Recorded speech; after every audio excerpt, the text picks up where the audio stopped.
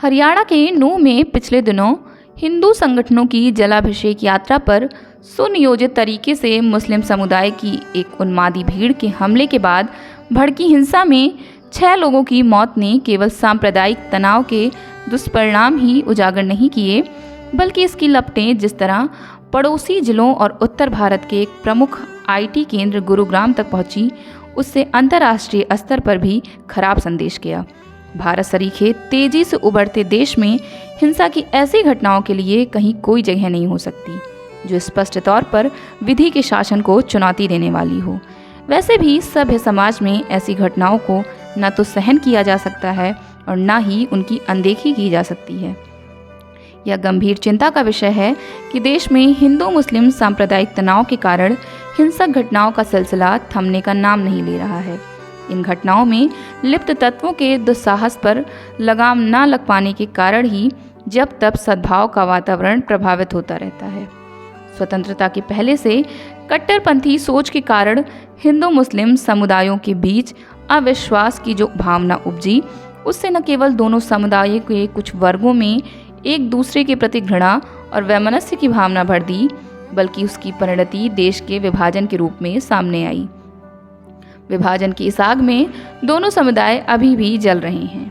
हरियाणा में हुई हिंसा पर सुप्रीम कोर्ट ने एक बार फिर केंद्र और राज्य सरकारों को भड़काऊ भाषणों पर रोक लगाने और आंतरिक सुरक्षा बलों की तैनाती के निर्देश दिए, लेकिन इसकी अनदेखी नहीं की जा सकती कि उसकी ओर से पहले भी ऐसे निर्देश दिए जाते रहे हैं। कभी कभी तो उच्चतम न्यायालय की ओर से शासन प्रशासन पर सख्त टिप्पणियां भी की जाती हैं, लेकिन जमीनी धरातल पर सुधार के संकेत नजर नहीं आते। यह संकेत तब तक नहीं उभरेंगे जब तक आंतरिक सुरक्षा को लेकर राज्यों की पुलिस और खुफिया तंत्र का रवैया नहीं बदलेगा। इसके लिए पुलिस को किसी भी तरह के राजनीतिक दबाव से मुक्त होकर पेशेवर तरीके से काम करना होगा।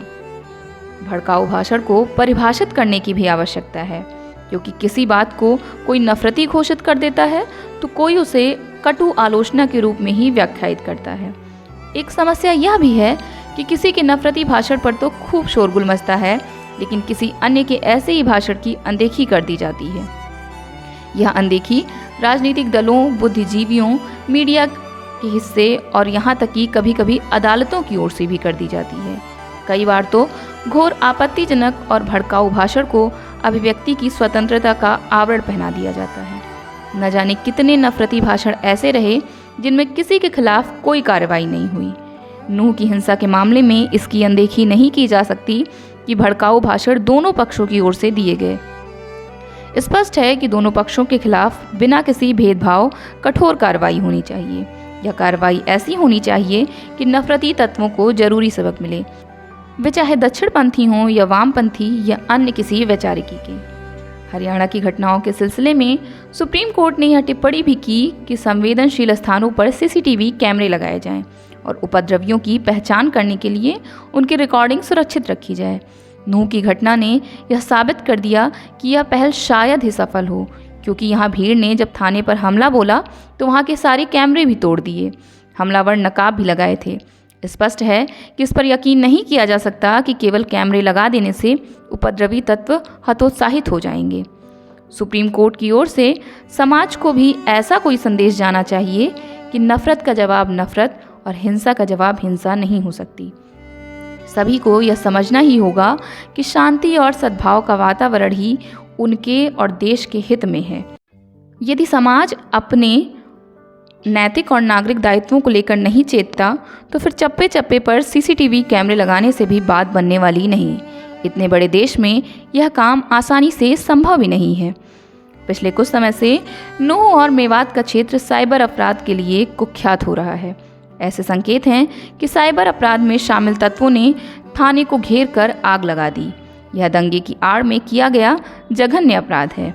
यह आश्चर्यजनक है कि पुलिस और खुफिया तंत्र को इसकी भनक तक नहीं लगी कि इस यात्रा को निशाना बनाया जा सकता है और सैकड़ों लोग हथियारों के साथ एकत्र हो रहे हैं। यह उनकी चूक नहीं बल्कि असफलता की पराकाष्ठा है। यह चिंताजनक है कि जब हिंसक घटनाएं बेकाबू हो गईं तो उन्हें रोकने के लिए पुलिस के पास संसाधनों का अभाव भी दिखा। पुलिस और खुफिया तंत्र की इस कमजोरी ने नूह मेवात सरीखे क्षेत्रों में कट्टरपंथियों से निपटने के लिए हरियाणा सरकार के तौर तरीकों पर भी सवाल खड़े किए हैं।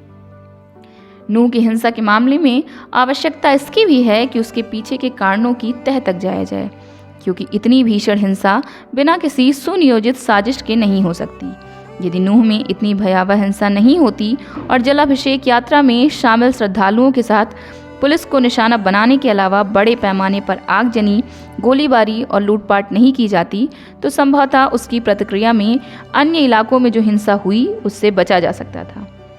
यह ठीक है कि उपद्रवियों की गिरफ्तारी के बाद अब उनके ठिकानों पर कार्रवाई शुरू की गई है।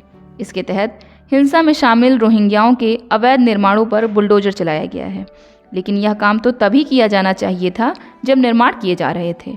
उचित यह होगा कि सरकार अपने पुलिस और खुफिया तंत्र की कार्यप्रणाली पर नए सिरे से ध्यान दे। हाल के वर्षों में धार्मिक आयोजनों, खासकर शोभा यात्राओं पर हमले की घटनाएं तेजी से बढ़ी हैं। इसके पीछे भड़काऊ भाषणों को मुख्य कारण बताया जाता है, लेकिन उन्हें रोकने के लिए जिन प्रयासों की आवश्यकता है वैसा कुछ होता हुआ नजर नहीं आता। उल्टे भड़काऊ भाषणों को अभिव्यक्ति की स्वतंत्रता के नाम पर उचित ठहराने की कोशिश की जाती है और कभी इसे किसी घटना की स्वाभाविक प्रतिक्रिया बताने की चेष्टा होती है। प्रायः भड़काऊ भाषण सांप्रदायिक ध्रुवीकरण और राजनीतिक लाभ लेने की प्रवृत्ति का परिणाम होते हैं। इन पर अंकुश तभी लगेगा जब सभी दल अपनी जिम्मेदारी समझेंगे और समाज अपने नैतिक तथा नागरिक दायित्वों के प्रति सजग और सचेत होगा।